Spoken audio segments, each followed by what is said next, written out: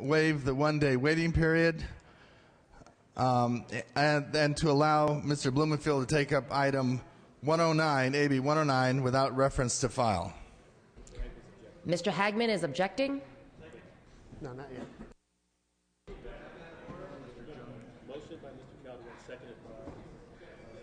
Motion by Mr. Calderon, seconded by Mr. Gatto, to suspend the rules, to take up AB 109 without reference to file. This requires a roll call vote. 41 votes, members. Clerk will open the roll. Mr. Calderon is asking for an aye vote. Mr. Hagman is asking for a no vote. Mr. Calderon is asking for an aye vote. Mr. Hagman is asking for a no vote. Clerk will close the roll, tally the votes. Ayes 47, noes 24. Motion carries.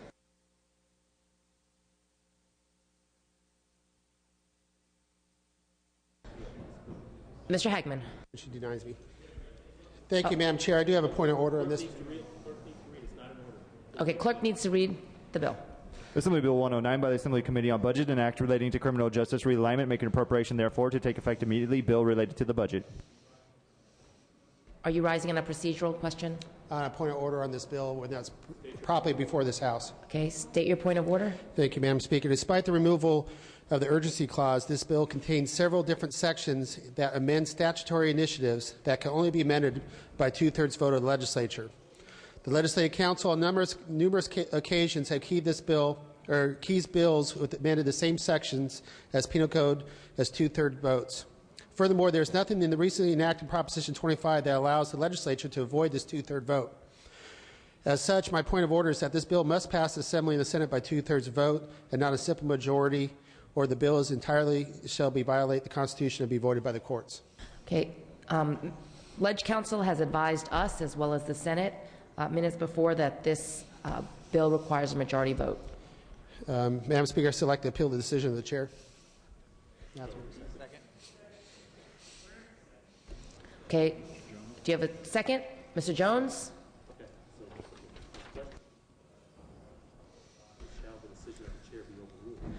The question before the body is, shall the decision of the chair be overruled? On that too.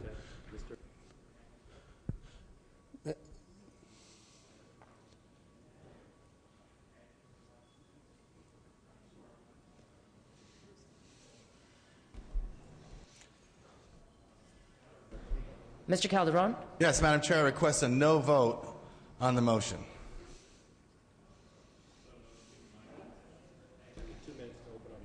Mr. Hagman, you have 2 minutes to open on your appeal. Thank you, Madam Speaker.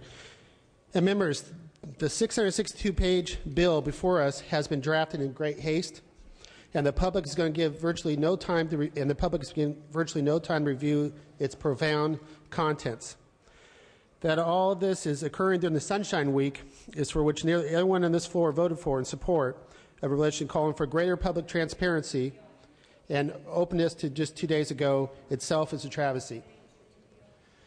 That this bill would directly result in a direct release from prison of tens and thousands of dangerous felons and not a sentence to return to state prison even more for tens and thousands of dangerous and yet violent criminals in a greater travesty. My point of order and appeal of the decision of the chair, however, has nothing to do with the policy of the bill, but rather the express provisions of Article 2 of the California Constitution. As everyone knows, a voter-approved, citizen-qualified initiative may only be amended by a legislature if the initiative says it may be amended, and that only a vote threshold provided for by the initiative. This bill amends a voter-approved initiative, Proposition 21 of 2000, Gang Violence and Juvenile Prevention Act, expressly requires two-thirds vote to amend the provisions of amendment. Point of order, Madam Speaker. These comments are not germane to the motion. The motion is to appeal the ruling of the chair, which is based on the opinion of Ledge Council. So specifically, the opinion of Ledge Council should be the basis to argue that the chair's ruling is not correct. And, Madam Speaker, I am talking to the direct opinion of the Ledge Council to the fellow members of this body who have to vote on these things, whether or not the Ledge Council is correct. There will be certain matters In fact, the same arguments being made now on the ruling of the chair can also be made during the debate. But specifically, the chair has ruled Mr. Hagman out of order based on an opinion by ledge counsel. And so to challenge the ruling of the chair, I think it's incumbent upon Mr. Hagman to argue contrary to the legislative counsel's opinion. And thank you, Madam Speaker. The Mr. Legislative Hagman? Council has not heard these arguments, even on the Senate side, Madam Chair. These are new arguments from new different sections that provisions are brought up. I actually have the voter initiative ballot and legislative council opinions on the same sections of law cited in this law that they have decided on previously within the last year or two, agreeing with two-thirds vote on these initiatives. So, Okay, again, continue, Mr. Hagman. thank you, Madam Speaker. And members, if this bill is not passed by two-thirds vote in each House, the courts will have to strike down the entire bill. 662 pages brought it before us, 36 hours ago. I can't believe that any member here has had a chance to look through all of it, cross-reference it, and these materials we're bringing up, these facts we're bringing up on the voter-approved initiatives have not been fully vetted by the council. I would respect the chair to bring this back to two-thirds vote. Thank you, Madam Speaker. Okay, so the motion on the floor requires a majority of those present and voting to overrule the chair. Mr. Hagman is asking for an aye vote. Mr. Calderon is asking for a no vote. Okay, Mr. Jeffries has a parliamentary inquiry relating to the appeal. Mr. Jeffries. Yes, I do. Thank you, Madam Speaker.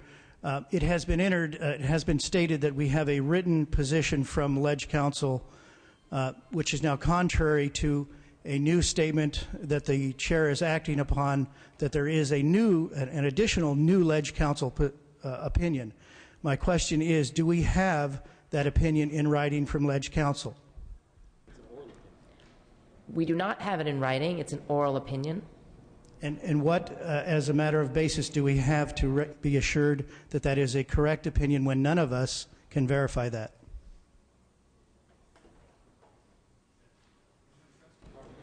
Okay, Legislative Counsel has advised Senator Dutton, Senator Harman, and your Republican leadership on the Senate side.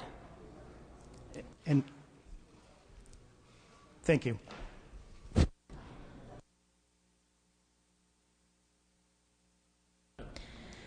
Okay, so we're going to vote on this motion to override the chair, overrule the chair.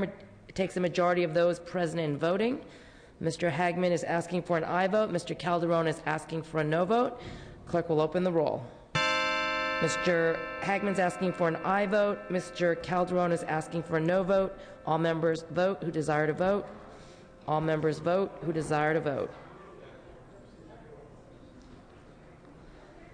Clerk will close the roll, tally the votes. Ayes 25, noes 51.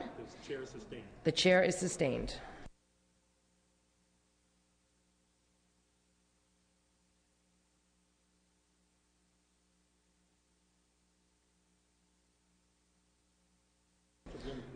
Okay, so the clerk has read the bill, and now, Mr. Blumenfield, you may proceed on the measure. Thank you, Madam Chair. Members, AB 109 is the Public Safety Realignment Trailer Bill. It contains the governor's realignment proposal, which is one of the boldest ideas for government proposed in many years. California has a gigantic, expensive state correction system that has failed on many levels. Prisons operate under a court-appointed federal receiver because they failed to provide adequate health care to prisoners. They also have a recidivism rate of over 60%. All the while, prisons continue to suck up general fund dollars. Part of the reason for this is that over 60% of state employees funded by the general fund work within our correctional system.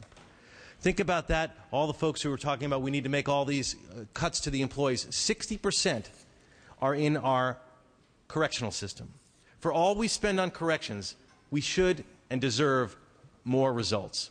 We can't tinker around the edges and call it reform. We need to think big. That's what we have in this bill, big thinking. The governor proposes that the state shift low-level offenders to counties because counties have a better track record of success and innovation. The bill before us sets the stage for low-level transfers and clarifies state responsibilities.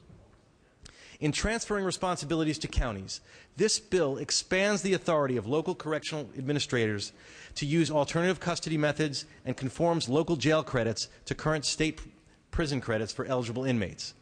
It also requires counties to designate post-release supervision of low-level offenders, nonviolent serious, no third strike conviction, no high-risk sex offenders. In clarifying state responsibilities during and after low-level transfers, what this bill does is it specifies who remains on state parole, and it specifies CDR's jurisdiction over all offenders currently on parole. Perhaps most importantly, this bill stipulates that public safety realignment will not take place without an appropriation of the legislature. This will help counties meet the challenges associated with their new responsibilities. This was a key concern expressed by counties in hearings that I chaired during the oversight process. Tough law and order states like Texas and Arizona have found a way to improve public safety and reduce costs at the same time. Realignment offers us a chance to do the same. We just have to make a choice. Stay the course with less than acceptable results, or have safer streets, fewer repeat offenders, more productive citizens, and reduced gang activity. Folks, I know this is a bill that is subject to a lot of hyperbole, and I know the discussion that's going to follow, there's going to be a lot of temptation to make this seem scary to people. Well, the reality about this bill is that all of law enforcement has been part of the process in crafting it. And all law enforcement, not a single major law enforcement agency has come out opposed to this process. They came up with a whole list of crimes that they wanted to have exempted, and the sheriffs put that together, and that was put together, put right into this bill, and that was part of why they came on in support. Probation officers are in full support of this. So if we trust our law enforcement folks when it comes to these matters, then you've got to trust them that this is a good bill for the state of California. It's going to save us money in the long run. But more importantly, what it does is it helps the process to realign in a more sensible way where innovation can take place on the local level. We all talk about local control on many issues. This is a chance to really put that into place. If we trust our local governments, if we trust our local law enforcement, this is a way to express that trust. And I ask for your aye vote. Mr. Nielsen. Madam Speaker and ladies and gentlemen of the Assembly, guilty. Yes, what I'm going to say is going to be scary, and it ought to be, because it is both scary and real. This isn't hyperbole. This is people's lives. This is victimization. This is your constituents, in whose community this time next year, 28,000 inmates and parolees who would either be in custody or supervised, facing consequences for continued criminality, will be in our community. A year after that, there will be 68,000 in your communities. This is real. 1977, the legislature passed the so-called determinate sentence law. I won't bore you with the details of that. Conservatives and liberals both supported it for very different reasons, and everyone, including this governor, lived to rue the day of that vast change in sentencing policies. This is the determinate sentence law times 1,000. This turns our sentencing system in California upside down. It compromises. It compromises three strikes. It compromises agreements wrought in this very institution over the past few years. The law enforcement organizations have kind of been forced, and those are my words, in order to be at the table, to be reasonable, they have said in concept, but none have enthusiastically embraced it, and everyone have raised severe objections to the consequences of this policy. Some of the concepts of realignment embodied in criminal justice have merit. Some could be employed over time, but not in one fell swoop, as will be the case here. Before you dare vote, take a look and ask your staff to tell you specifically what classes of criminal behavior would now be excluded from going into prison. I'm not going to be scary by naming them. I will entreat you to consult before you vote. However, I think it would be indeed sobering. There are two young girls in graves in San Diego, product of one fellow named John Albert Gardner.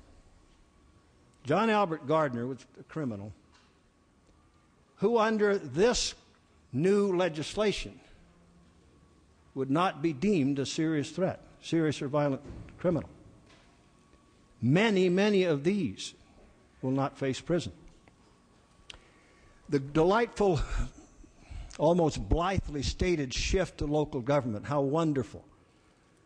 Ask any of your local sheriffs if they have excess capacity to house these now state inmates. This as a mass transfer of what are now state responsibility inmates and parolees to local government, kind of in effect in the provision of this bill making your local supervisors a parole board to designate who's going to handle this. Ask your judges, how can they administer this new idea, this new creative way of dealing with criminal justice? How will their courts deal with it? They do not, ladies and gentlemen, have the way. I think we might assume that gangs are a little bit of a problem in California. Thousands and thousands of gang members are going to be roaming our streets under the provisions of this bill. Now, you'll make some people happy today with a vote for this bill. They will not be in free society. The inmates in state prison are going to be cheering and gleeful. They're going to get even extra good time credits now. A broader class will acquire these good time credits, which in fact, since they passed this legislature back in the 80s, have never ever been earned. They have been, in effect, automatic. 30 seconds. Ladies and gentlemen, be very serious about this. This is no casual vote. This is not about the budget.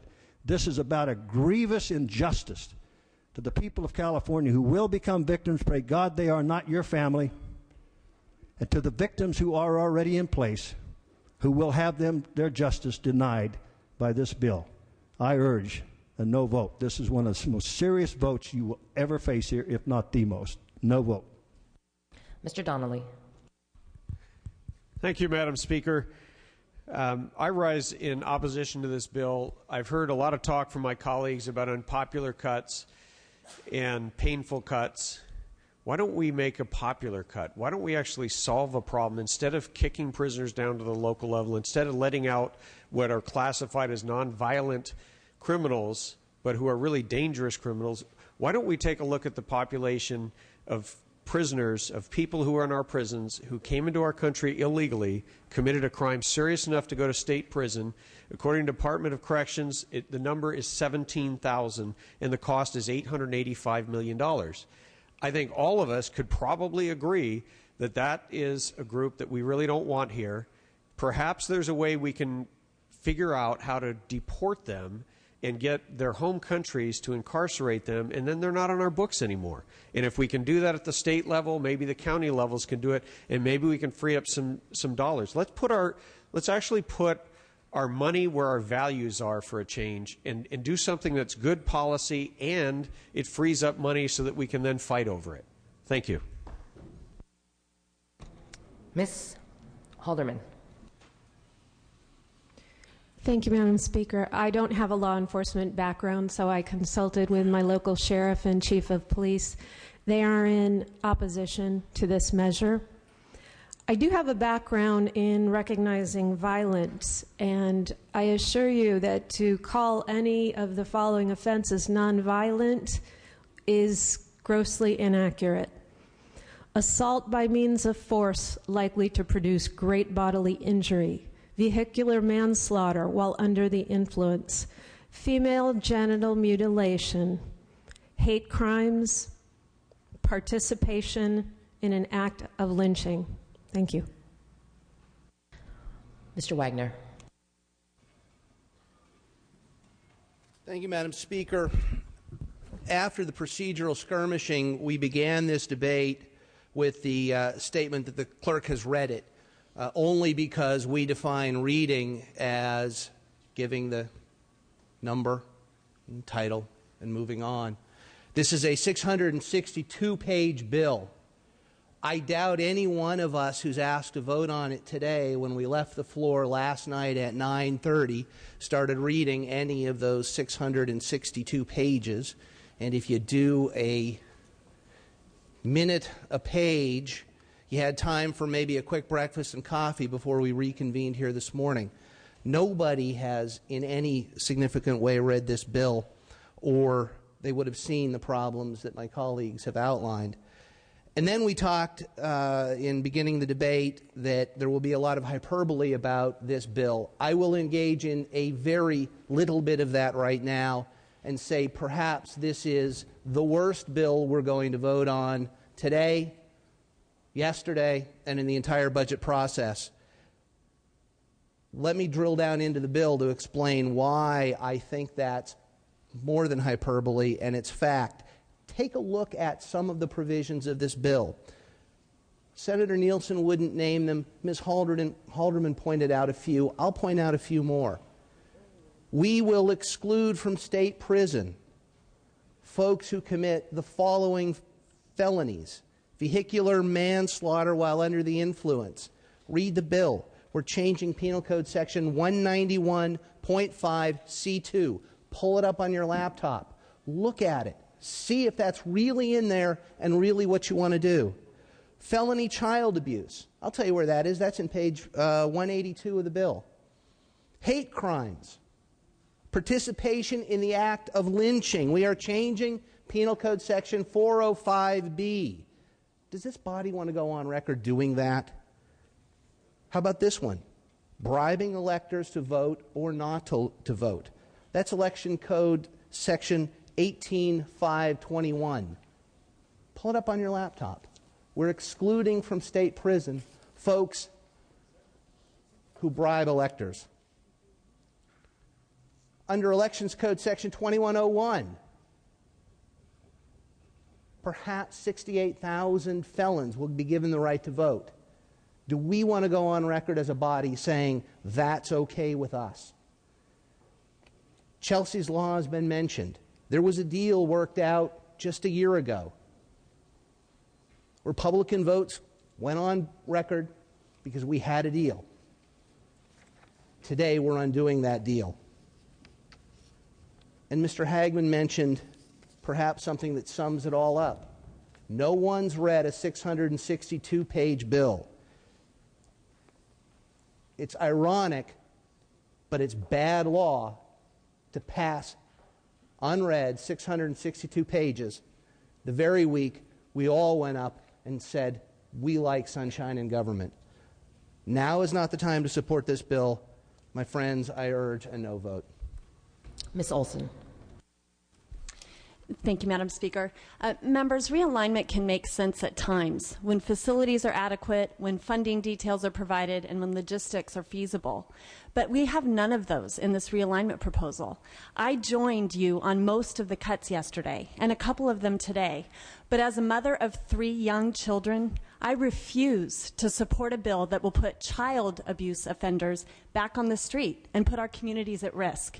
And I would challenge any of you to put that vote. I know many of us in this room have young children, and that is intolerable for us to allow bills like this that will literally put thousands and thousands of criminals, as Mr. Donnelly pointed out, including child abuse offenders outlined in Penal Code Section 273D. So I cannot support this bill, and I urge all of my colleagues to vote no. Mr. Hagman. Thank you, Madam Speaker and members. Many of you know that I agree the correction system definitely needs some improvement. I've been to many of your offices, sat down with different proposals from different states to say what we could do to help fix this problem and indeed save money. I'm with you there. The unfortunate part is I was hoping with the new administration that we would have some opportunity to sit down and look at reforms, things we could do bipartisanly to fix a broken system that puts 70% or more of our correctional inmates back into prison within 3 years. I'm with you on those things. Unfortunately, the governor has not accepted a meeting one-on-one since he's been sworn in, even though I've been asking him once a week to meet with. Many of you have. I appreciate that. But we haven't moved forward on a lot of the things that we brought up in public safety. No public hearings over the last 2 years on how to fix the correctional system. So then we get the 662-page document that lists things that says we're going to give the resources and let the counties deal with inmates that can be served up to 3 years. The problem with that is the counties are already over-impacted. Over 2/3 of the county jails in this state, out of 58 counties, either voluntary or involuntary, are under federal court caps that says you have to release inmates. Some of the numbers that were given to me earlier, which I don't know correct or not, 5,600 beds in San Bernardino County. They're looking at 5,000 state inmates to put down to the county of San Bernardino. They already site release anybody who gets arrested on $500,000 worth of bail or less, multiple charges. In this bill, there's nothing that gives the counties additional resources with this bill. No allocation of dollars, no allocation of programs to fix this problem, just a promise and a hope that says we will get to you sometime later on this year and figure out how we get you resources to fix these problems. But there's already problems at the county jail too. Otherwise, the federal courts wouldn't step in and says you have to release hundreds of inmates already each year from these counties. Members, I'm with you to have reform. We need it in the state. We need to save dollars. This is a very poorly crafted bill at this point. There's already lots of legal issues and problems that will also stand up in court. But we need to get back to the drawing board. I'm committed to work with you, but this is not the answer. I encourage your aye vote, or nay vote. Mr. Knight. Thank you, Madam Speaker. This has been said that many of these crimes in here, I'm not going to go over all the different crimes that this has changed. But let me just paint this picture. You got to work really hard to get into prison. This isn't a simple thing to do to get into prison. What this bill is doing is it's taking an awful lot of these crimes that would have put you into prison and now put you down into county jail. And that affects a whole lot of things. Because, as I said before with my caucus, there's probably no one more responsible, influential, maybe important than a sheriff to that county. They have more responsibility than any of us can imagine. Now, take LA County and San Bernardino County, probably the two largest counties that we talk about. And crime is always one of those big issues in every county. But I'm going to take LA County. The sheriff in LA County has traditionally taken the role of looking at the population and letting people serve only 10%. Now, that's a function of being sheriff. He's controlling that population, and he's doing this on a daily basis. Now, some of these crimes that have been talked about today, do we really want service of 3 days or a week? Is that really punishment for some of these crimes that have been enumerated here today? Now, I would say that when we go back out into our districts and we look at them in the eye and we say, you know, some of these crimes, some of these manufacturing of methamphetamines, there's never been a drug in United States history that has affected our society like methamphetamines. Nothing has affected like meth has. And now we're going to say that manufacturing of meth, not selling of meth, not buying of meth, not using, but going over the edge and manufacturing methamphetamines can be served of 1 day in jail. That's going to be a hard sale back in our districts. This bill is not only 600 pages, but over 600 crimes that we're talking about here today. So I would say that we can take a lot of time with this. We can read it. We can have the time to go through and understand what we're voting on. We don't have to do this today. I urge a no vote. Mr. Calderon.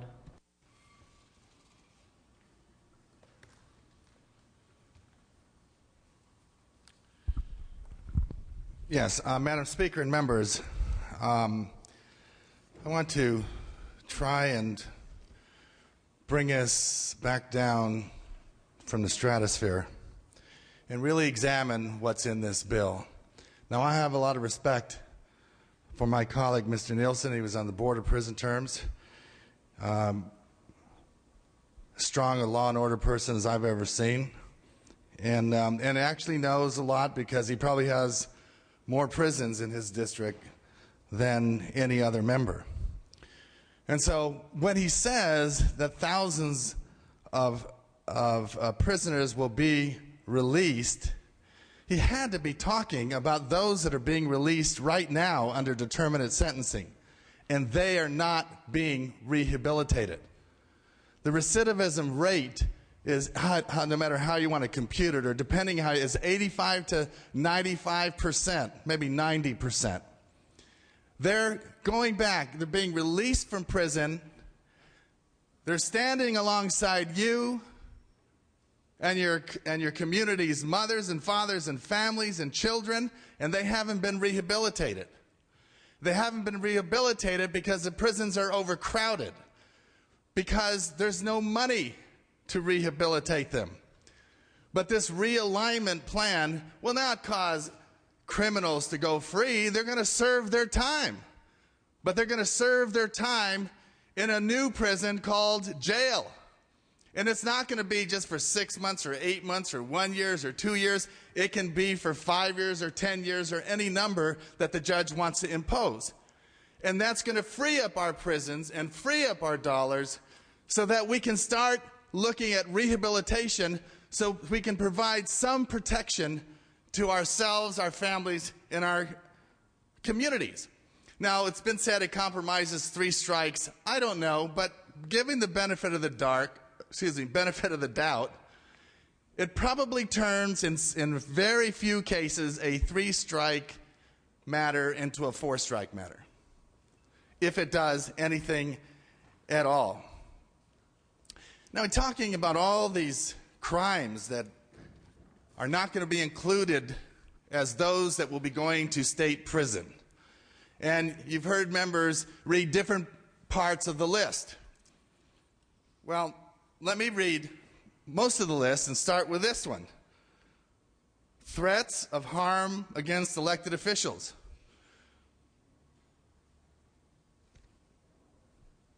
Not sure that I really care about that. Felony child abuse. It's a wobbler, meaning that the district attorney has the option of filing as a misdemeanor or filing as a felony, and will make that determination based on the severity of the crime. And then that person will serve their time, their prison term, at the local level. But a lot of the other crimes are either wobblers or crimes. I don't remember the last time we lynched anybody. Sure, lynching somebody is not going to be a crime that sends you to prison, but if we start lynching anybody, they're still going to spend a prison term at the local level. And to be sure, sheriffs have been allowing people out of jail simply because they don't have the money to be able to house them. And this bill is going to give them the money to house them. Gangs, it's not going to create any more gang. The crime that's being is recruiting, gang recruiting. Now we need to punish that, but that's not on the high levels of concern. We don't need to send them to state prison. They can serve their prison term in jail. So if you go on and on, identity theft. 30 seconds. Willfully, intentionally releasing contaminants. These are not high priority. What we need to be concerned about is we need to be concerned about the real serious criminals that are being released into our communities that we are not rehabilitating, that we will be able to focus on and try and rehabilitate when they are released. So don't be confused about this. This is supported by all the sheriffs, the chiefs, and the probation officers. There is no opposition to this bill except that you've heard on the floor. I ask for an aye vote. Ms. Torres. Thank you, Madam Speaker. And while I am also committed to supporting 3 strikes and supporting Jessica's law and supporting Chelsea's law, I am also very committed to ensuring that we have the dollars that our prison system needs in order to keep those really bad guys in prison. Permission to read, Madam Speaker. Without objection. It was cited that under Penal Code Section 273D that we would be allowing these bad people to be punished in a county jail. Well, I'm going to read you this statement as it's stated in the Penal Code. Shall be punished by imprisonment in the state prison for 2, 4, or 6 years, or, members, or. The word or means that this is a wobbler. A wobbler means that the person could be sentenced to either a county jail or a state prison. I have a 2-page list because I actually have read sections of this bill, and I've actually have called my police chiefs and a couple of sheriffs across the state. And felony child abuse likely to produce great bodily injury under Penal Code 273A will not be sent to county jails. Felony driving under the influence, Penal Code Section 23153, will not, I repeat, will not be sent to your local county jail. Vehicular manslaughter while intoxicated in violation of subdivision Penal Code 191.5 will not be sent to your county jail. So when we stand up and make statements, let's make sure that we are saying correct information to the members who may not have had the same opportunity that I did to do the homework that we need to do on these bills. Mr. Jones. Thank you, Madam Speaker. I just want to point out to our members that this bill does change the state prison mandate that all prisoners have to serve at least 50% of their time, that in the local jails there is no mandate for time served. It is up to the Sheriff's Department to decide, based on their population, how much of that term they will serve. To another point, there is no Sheriff's Department, no sheriff, and no police, chief of police that has endorsed this bill. They have endorsed the concept of this bill. They have not endorsed this bill as it is written. I also urge a no vote. Seeing no further questions or debate, Mr. Blumenfield, you may close. Thank you. I want to respond to a few things. Ms. Torres mentioned a list. There's a whole list of the exemptions. All the things she mentioned that were exempt were exactly on target. Those were part of the list that the sheriffs had put together, which were adopted in this bill as exemptions from things that should be realigned. So it's important, if you're looking at the whole bill, that you also look at that very long list of exemptions, and the ones that Ms. Torres pointed out are chief among them. I want to respond to this process question about, whether we read it from last night at 9:30 or something to that effect. This bill has been in print since Tuesday, and that's the most recent version of it, but it's been vetted through the subcommittee process and through the conference committee process. We had multiple hearings about it, about all of the concepts that are in it. We had sheriffs come testify. We had to say that this is somehow out of the blue, I think is difficult. Yes, the exact language came out on Tuesday, but that wasn't last night. That was Tuesday. Important, another question was raised about somehow we're turning sentencing upside down. I can't say it enough. This doesn't change the definition of any crime, and it doesn't change the punishment of any crime. The definitions and punishments of those crimes are exactly the same. The question is where the person will serve, whether it's in the prisons or in local jails.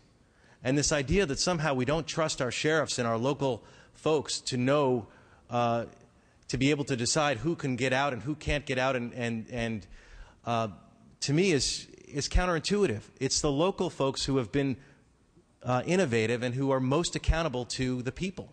You elect your local sheriff in many cases. Critical to know. The other thing is our prisons are broken. Our recidivism rate is the highest in the nation. That is not protecting us by having this high recidivism rate. That means people are coming back out of prison, they're committing more crimes, and they're winding back up in prison. Local government has had much more success, local jails, in terms of rehabilitating people. This bill will help make us in our communities safer. I'm a parent of small children as well. I mean, we make that appeal saying, oh, what about our kids? I look at this bill and I hope and pray that this bill will make my kids safer and all of our kids safer. We have a real problem in this state with our prisons. This is a way, an innovative way to shake things up, and ideally will make us safer in the long run and in the short run. I ask for your aye vote. Thank you. Clerk will open the roll. All members vote who desire to vote. All members vote who desire to vote.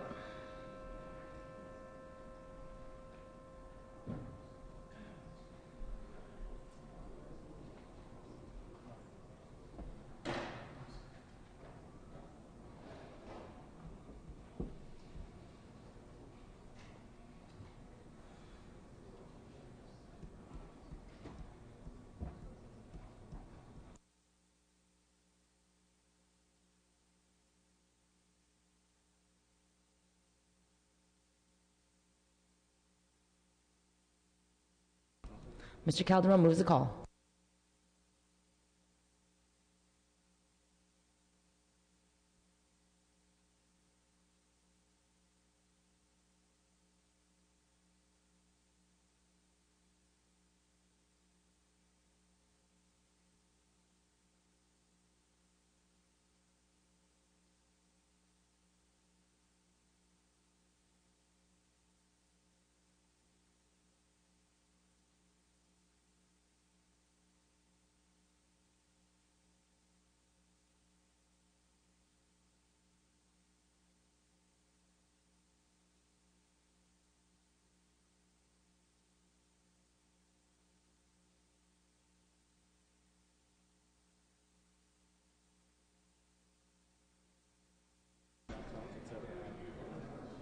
Okay, item number 6. We have a conference report on file. It is on your computer, SB 69, and it's in print as well. Clerk will read. Senate Bill 69 by the Senate Committee on Budget and Fiscal Review, an act relating to the Budget Act of 2011. Mr. Blumenfield.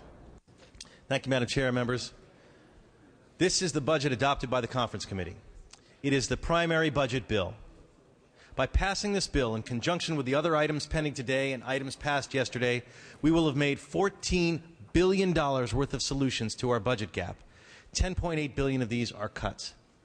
This budget shows that the legislature is acting decisively to put the worst of our budget cuts behind us and help restore confidence in California.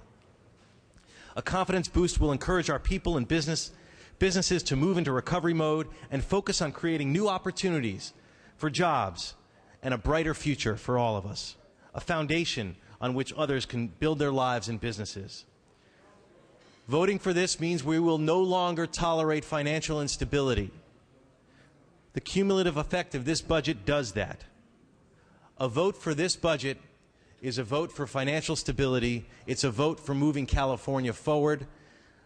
And I ask for your aye vote. Mr. Nielsen. Madam Speaker, ladies and gentlemen of the Assembly, we do have a grave challenge yet again this year in the budget. This is not the way to deal with it. We are going to extend and impose taxes now for 5 more years. Taxes that were promised 2 years ago to be for 2 years. 2 years have now become 7 years. Such taxes in May 19th of 2009 were rejected by the voters of California. Part of these, related to the VLF and the application for parks, was rejected just this last November. The voters indeed have had their say. 2 for 7. It also, there's kind of a subtle little scenario in here. These taxes are applied to two very high priorities that ought to be the highest priorities in our budget: public safety and education. This is an interesting ploy, though. The money now dedicated and funded by these taxes for 5 years. Guess what will happen at the end of 5 years?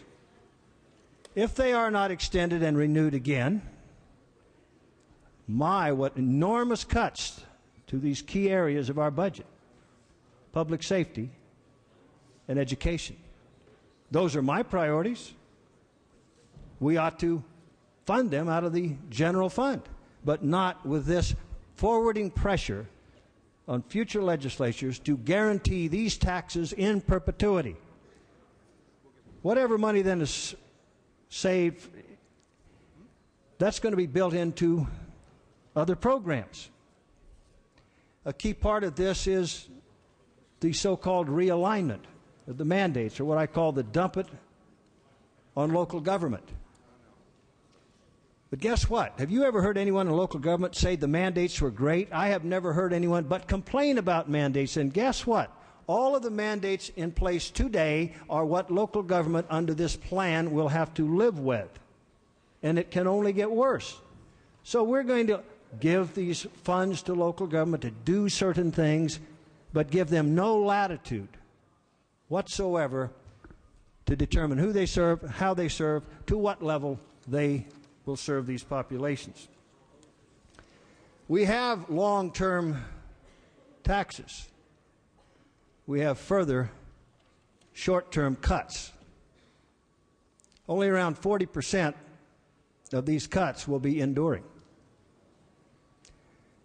Further, there are no additional long-range controls to the growth of the budget of the state of California that are needed, that have been negotiated, that have been articulated day after day after day, committee after committee by Republicans. We are told, no, we cannot or will not go there, or we'll get around to that later. Today is the day of reckoning. That's what this budget crisis, ladies and gentlemen, is about. And it's all a comprehensive package, and we must deal with it. We cannot say we will deal with reforms later. Under what this budget projects, state spending will increase 30% in 3 years. That's 10% in a year. I don't think the citizens of California are going to be very enthused about that.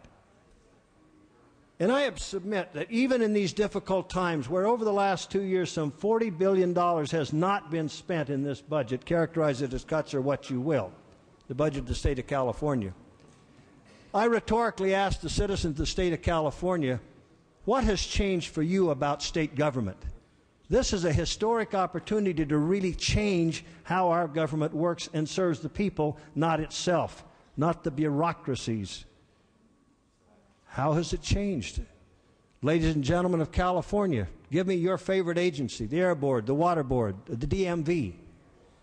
With $40 billion less being spent in state government, are they serving you any better? Has state employment changed when we've done such things as disengage the categoricals in education, a fine reform of the last 2 years? One of the very good things we've done. But who in the State Department of Education is not there today 30 administering seconds. those funds? This is not the answer, ladies and gentlemen. Raising taxes, changing programs like we are doing here today only funds what is broken. It does not get our budget under control. This is a no vote. Ms. Olson. Thank you, Madam Speaker. As I mentioned earlier today, I was able to support most of yesterday's cuts measures and even a couple today, but I cannot support this budget bill. As long as we in California continue to just tax, cut, and spend over and over and over again, we're really not addressing the root of our economic problems. We have to start enacting structural reforms that will improve our long-term fiscal health. And I think all of us would agree we would hate to be here again in 5 years when the proposed taxes expire and have to make the very same or more difficult, deeper cuts than we've had to make over the last 2 days. It's not fun. It's painful. But unless we start to enact reforms, that's exactly where we're going to end up, because you cannot continue to tax, cut, and spend your way out of a problem, out of a structural problem.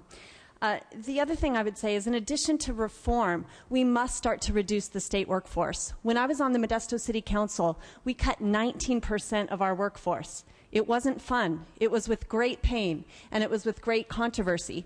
But we knew we had to do that in order to maintain the fiscal health of our city. Stanislaus County has done similarly. 21% of its workforce is gone today because they knew that's what they had to do to maintain fiscal responsibility and the health of our county. The state, they haven't even cut 1% of its workforce, not 1%. In fact, we're growing. So in summary, unless we enact a spending limit and structural reforms and start to address the issues that are creating this economic problem that is more than just the immediate budget problem we're facing today, then we're all going to find ourselves back in this room. It may be different faces. We won't all be here, but we'll find ourselves back in this very room today having to make deep, painful cuts all over again. So I urge my members to vote against this budget bill. Let's work together in a bipartisan way to pass a budget that will include structural reforms to address the root of our problems. Thank you. Mr. Nastandi. Thank you, Madam Speaker. In 2009, we had when I got here, we had about a $105 billion budget. We had a $40 billion problem. $40 billion we had to solve. What did we do?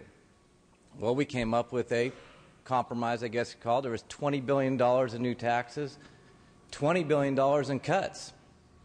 Well, this year, we're operating, when you get rid of the deferrals, the fund shifts, the borrowing, we're at about a $95 to $100 billion budget right now. Well, how can that be? That's because most of the cuts didn't take place. The ones that did were one-time cuts for 1 year. Go back to those $20 billion in cuts. $10 billion were simply backfilled by federal stimulus dollars. What happens when the federal stimulus dollars went away, which they have? You go right back up to having a $10 billion problem. The other $10 billion in cuts were one-time cuts. What happens when that one-time runs out 1 year?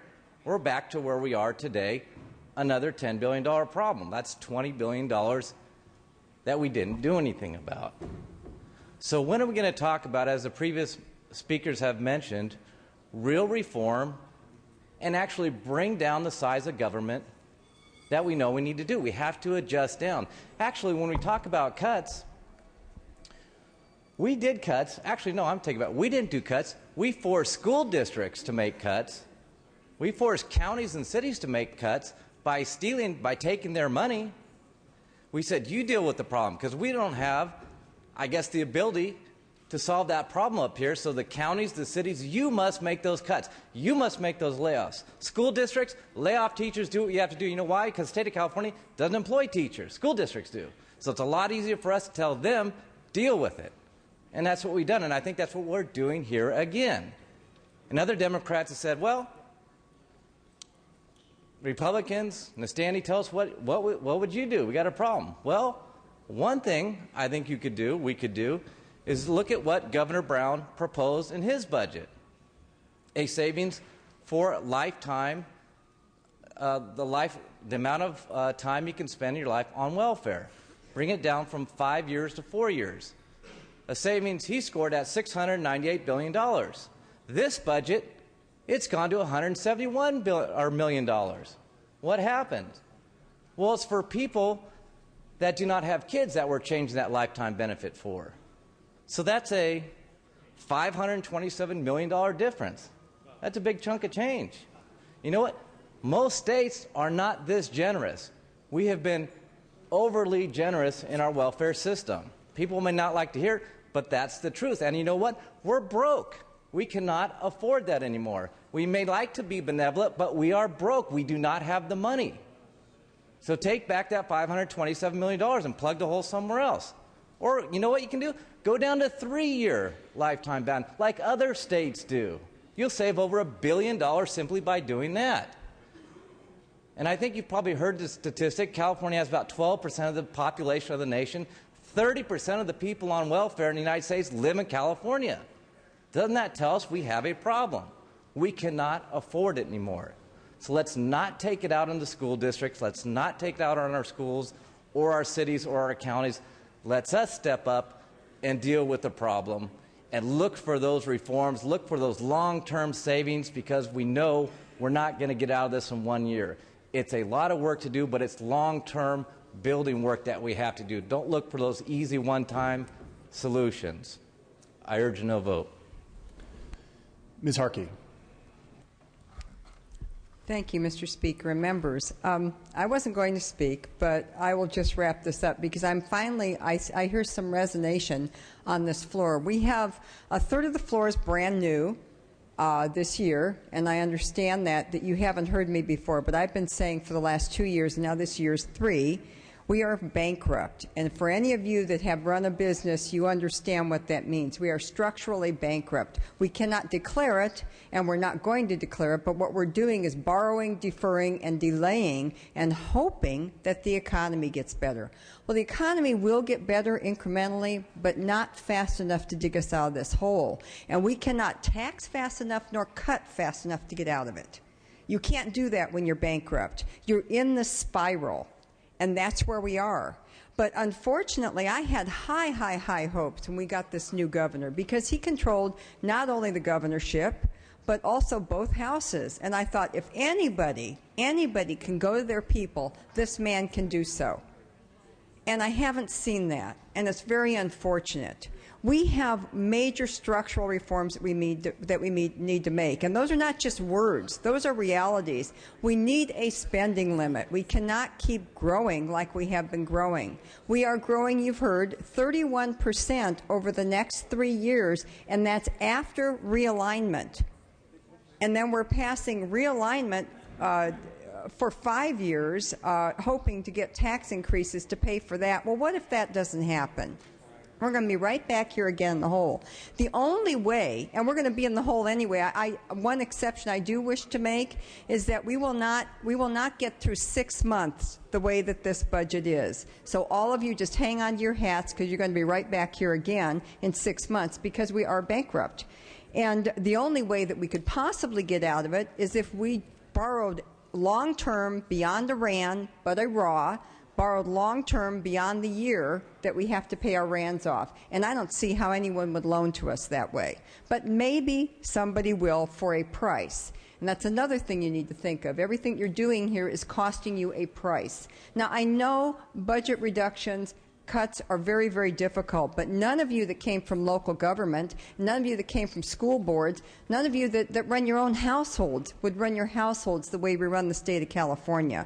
The problem is it's very difficult to get a majority vote on this floor because everybody's 2 years, and out. We're running for elections in between. We're trying to get to know new people, and we've got a third of the House new every 2 years. And we are in a financial meltdown here in California, and we don't have the longevity to deal with it. So it makes it extra challenging. But what I would like to see, what I would really like to see, is that this House convince this governor to set aside a real budget workout committee, bipartisan budget workout committee with those people who understand finance and understand budgeting and have worked in local government and can help somehow implement some of the solutions that we applied at the local level here at the state, because it's not happening. We need pension reform drastically, and we can do things that impact us this year. Right now, this year, we were spending $1.350 billion for CalSTRS and $2.138 billion for PERS, and that's with a 7.75 investment return. Now, that's not a realistic investment return, so expect these numbers to go up. It's outrageous what we're spending on the pensions, and we've got a lot of people coming forward that will be retiring. So I know we've heard it time and time again, but we do have to have a spending cap and a firm one. We need some discipline here only because of the rotation. Term limits has really, really worsened the situation for the state financially, because when we get into a downturn, it's very easy for everybody to spend money. The previous people were, that left when the new people have come in were used to spending money, and they had a hard time cutting. Now the new people 30 coming seconds. in are depression babies. I call all the new folks depression babies because you're dealing with hard times. You've dealt with them at home. So I ask you, let's convene, let's get together and find some real solutions, long-term resolutions for the state of California, and let's get your governor, our governor, on board with us to fix California, because if he can't do it, nobody else can. Thank you. Ms. Buchanan. Thank you, Mr. Speaker and colleagues. You'll notice that this is the first time I've stood up in 2 days, and I have had the courage to go up on every single vote. You know, I spent 18 years on school board. I have regular classroom cabinets with over 15 districts throughout my assembly district. And to say that school districts, that we've forced school districts to make cuts is true. You know why? Because 2/3 of their dollars come from the state. When you talk about local government, much of the, not all, but some of their money comes from the state. In fact, our budget, half of it goes to education and about another 25% goes to schools. So when you face a $26.6 billion deficit on $86 billion, it's pretty hard to avoid cutting local government or cutting our schools. And our schools have taken tremendous hits. They're laying off teachers that have as much as 10 years seniority. They're eliminating counselors. They're closing libraries. They're increasing class sizes. And if we don't want to cut them deeper, we have to get serious about balancing this budget. A $26.6 billion deficit on $86 billion in income. When you have a structural deficit, you do one of two things. You either make cuts to bring your expenditures into alignment, or you increase your revenue to bring your revenues into alignment. But you do one or the other. And that's the choice we're facing. And what the governor's doing is asking us to take a balanced approach. He's asking us to build a bridge to recovery, because you're right. This is a different kind of recession than we've faced in our lifetimes. And when I take a look at my parents, my mom was a woman who didn't graduate from high school, who was a waitress, who supported her 4 children, worked harder than anybody I know, who paid a higher effective tax rate than I pay, and made tremendous sacrifices so that her 4 children could have a future. We're not only borrowing from our parents and their investments, we're now borrowing from our children and passing debt on to them. The debt we have in our budget is our debt. We need to step up, we need to solve the problems, and we need to pay for them, not continue to pass them on. What we're doing here today and what we've been doing is crazy. The reason we have redistricting reform, the reason we have the open primaries, none of which any of us like, the reason we have a simple majority budget is because the voters want us to start to work together to solve the problems. And all this rhetoric is not going to do it. It's time for us to step up. So if anybody here, Republican or Democrat, has a better solution, I suggest that you bring it up.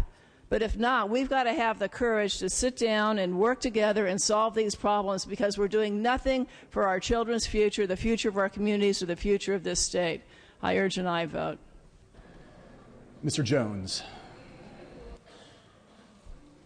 Thank you, Mr. Speaker. I rise today in opposition to this bill, and I am here today because of my experiences in local government. I can come up here today and say that pension reform is possible because we did it in my local community. I rise in opposition to the Democrat budget plan because it does nothing to address our unfunded state pension obligation costs. Members, California unfunded pension obligation costs are out of control. The nonpartisan Legislative Analyst's Office has reported that state pension costs have grown from $1.4 billion to $6 billion over the past decade, and the numbers continue to grow. The bipartisan Little Hoover Commission found that the state's 10 largest public pension plans face a $240 billion unfunded pension obligation, and some have put that figure as much as $500 billion. That should raise the question, how do we not know what the unfunded pension obligation is between $240 billion and $500 billion. How is there a $250 billion unknown unfunded pension obligation? This year, taxpayers will spend $6 billion from the general fund on state pensions. In comparison, we will spend $9.8 billion on our public colleges and universities. Soon, we could be spending as much or more on pensions than we do on higher education. It's time we get our budget priorities straight. At a time when our colleges are facing cutbacks, fee hikes, and fewer classes, our priority should be investing in the future and an educated workforce. We should not be putting higher education on the chopping block to fund more bloated pensions. That's why pension reform should be an important part of our budget solution this year. Pensions are legal obligations of the state. If retirement fund investments don't cover the costs, then taxpayers will be on the hook. Ignoring the ticking pension time bomb means more dollars in the future for bloated pensions and fewer dollars for higher education. Any budget plan that does not include pension reform is incomplete at best, and I urge a no vote. Thank you. Mr. Calderon. Pension reform is a red herring. There isn't anything we can do right now that's going to put 1 cent to balance this budget, because all those pensioners that are currently vested, we cannot constitutionally affect their rights. So talking about pensions is just, it's like being on another planet, forgive me, but it's just a different language. It has nothing to do with what we're talking about now. And if you didn't vote for any of the cuts, redevelopment and all the rest, and if you do not vote to allow the people to vote, this is all empty rhetoric. I ask for an aye vote. Mr. Jeffries. Members, first I rise in opposition. Second, just to be clear, the policy committees, starting from the 4 years I came here 4 years ago, our policy committees and our conference committees are littered with good Republican ideas and solutions that would have prevented much, if not many, of the very difficult votes that some of you cast over the past 48 hours. Had the ideas we presented over the past 4 years, just the 4 years I've been here, had some of those been enacted, many of you would have not had to make the severe cuts that you had to today. I would advocate that if you would connect the dots, that you could figure out that we shouldn't be here making the cuts that we are, or at least that we're failing to address the underlying problem. If you believe in very small government, in very limited services, you don't need a very large tax base. You don't need a whole lot of people working because you don't have a big government program to pay. But if you believe in big government, big welfare programs, lots of services, cradle to the grave, you would think logic would dictate that you would recognize the need for the private sector to be successful, to put people to work, to pay the taxes, to pay for all the programs that you want. This isn't a partisan issue. You have to have people working in the private sector to pay the bills for the big programs that you might want. And so what we've missed is, how do we get California turned around? We've made some interesting cuts, some real, maybe not so real. I've seen some of my colleagues across the aisle make cuts in other committees and on this floor that I would have never thought they would have made. But we haven't changed the fundamentals. We are not making California attractive for businesses and jobs to stay here. Members, last year over 200 businesses left the state of California and took their jobs with them. This year we are on track at 6 businesses a week leaving California. You cannot sustain these numbers. You have to look at the reforms necessary for the private sector to be successful. Now, we talk about if you're not going to have something on the ballot, then you really don't have credibility. So what about putting on the ballot pension reform? Okay, maybe it doesn't have an immediate solution. I'll give you that, but it has a long-term solution that needs to be part of the equation. How about regulatory relief? And I'm not talking bringing back smokestacks and throwing used car motor oil in the rivers and batteries. I'm talking just common sense. Give us some relief. Give us a little bit of time out. Let's put some of that on the ballot. How about a spending cap so that the plan that currently exists today for this budget to grow by 31% over the next 3 years, maybe we could rein that in a little bit. Members, there is a big picture here, and we are not connecting the dots. This proposal does not fix that. I encourage a no vote. Seeing no further questions or debate, Mr. Blumenfield, you may close. Thank you very much. I want to respond to a couple of different things that I heard. Certainly, our last speaker talking about that many of the policy committees are littered with Republican bill ideas. If that's true, it's because those ideas couldn't get a majority of your colleagues to support them. And if that's true, that doesn't make that those ideas are all of a sudden so great that we need to then use the leverage of the budget to take policy ideas and try to insert them into the budget process. This isn't about policy ideas that go through the policy committee. This is about a budget. This is about making the balance sheets operate. There's obviously a lot of policy that's inherent in that process, but it's different. Again, we hear all this talk of folks about the spending cuts. We got to get serious about spending cuts. I heard a number of colleagues say this. What baffles my mind is that the same colleagues who are saying we have to get serious about spending cuts are the ones who are not voting for the spending cuts. That makes no sense. If you believe in spending cuts, you've had an opportunity to vote for them. And this budget incorporates them. So if you want to see the spending cuts that you're talking about, go for it in this budget. You talk about welfare cuts. I heard that brought up, talking about how we have to make these large welfare cuts. We've never had such large welfare cuts before us than we have today, than we have in this budget. The welfare cuts are huge in this budget. Somehow, I don't understand how the idea, even if you don't believe that this is a full step forward, if you somehow believe that this is only a half a step, why wouldn't you take that half a step and then take the next step and then the next after that and move forward in that direction? Why is it in this case that if you don't have a loaf and a half, then you don't have a loaf at all? The reality is this budget is severe in the cuts that it makes. And if you're serious about it, then you need to support this budget. Also heard about, well, we can't support this budget because it's not doing enough at the state level. It's all these cuts are going to local government or to schools. I've got news for you, folks. 70% of our budget, of our state budget, goes to local assistance. That's what we spend our money on. You can't make cuts and not affect the 70% of our budget that goes to local assistance.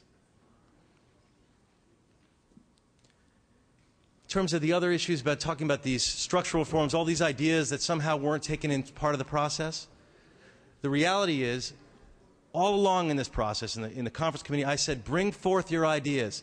Bring them forward. Nobody brought a serious proposal in a formal way. There are ideas that were thrown off here and there. But there weren't new proposals that were brought to the table. What we have here in front of us is a pathway to getting to fiscal stability. It is worth the cuts, the painful tax increases. This is a way to move forward.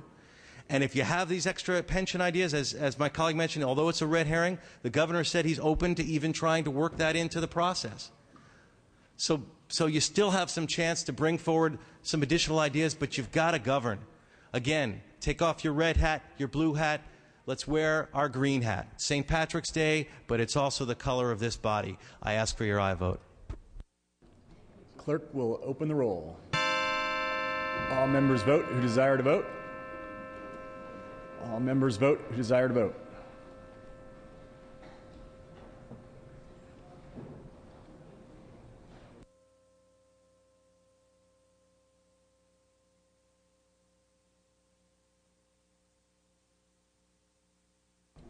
Whoops.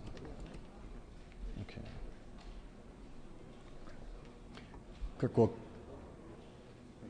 Clerk will close the roll, tally the vote.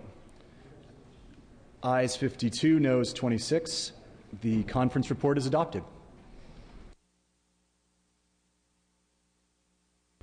Mr. Calderon. Mr. Speaker, could you please lift the call on 109?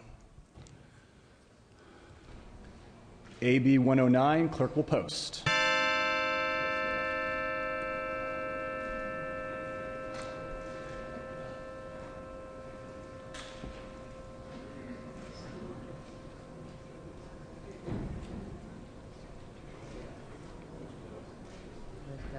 Who's missing?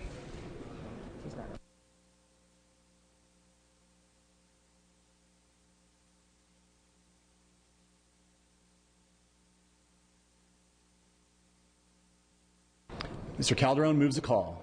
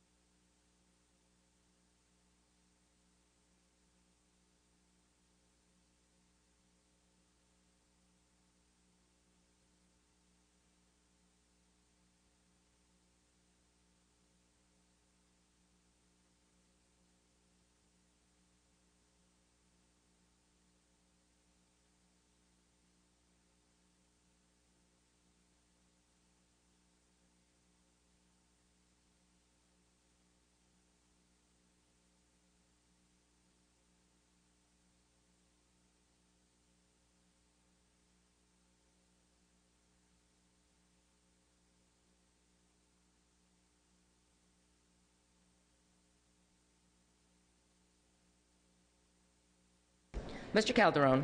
Madam Speaker, could you please lift the call on AB 109? Was it 109? Yeah. Okay, we're going to lift the call on AB 109. Clerk will post. All members vote who desire to vote. All members vote who desire to vote.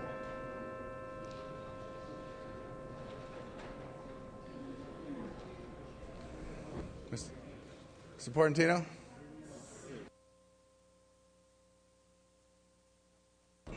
Clerk will close the roll, tally the votes. Ayes 51, noes 26. Measure passes. Senate amendments are concurred in. Awesome. Madam Speaker? Mr. Calderon. AB 93 by Mr. Lara is at the desk. Pursuant to Assembly Rule 77.2, I am re-referring AB 93, Lara, to the Committee on Elections. Madam Speaker, members, I request unanimous consent to suspend Joint Rule 62A to allow Elections Committee to meet and hear AB 93 by Mr. Lara on Monday, March 21st of this year at 11 a.m. in a room to be determined. Without objection, the request is granted.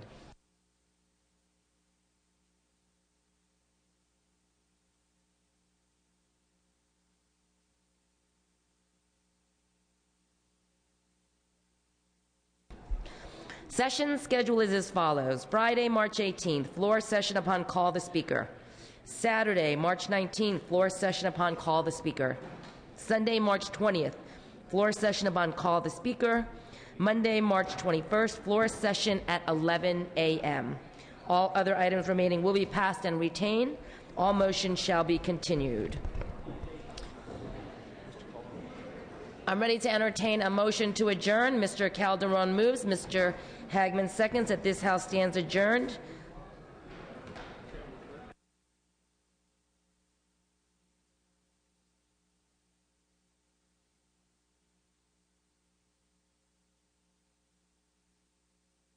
Saturdays upon call of Speaker. Sundays upon call of Speaker. Mr. Calderon moves. Mr. Hagman seconds. That this House stands adjourned until Monday, March 21st at 11:30 a.m. or upon call of the Speaker. Quorum call is lifted.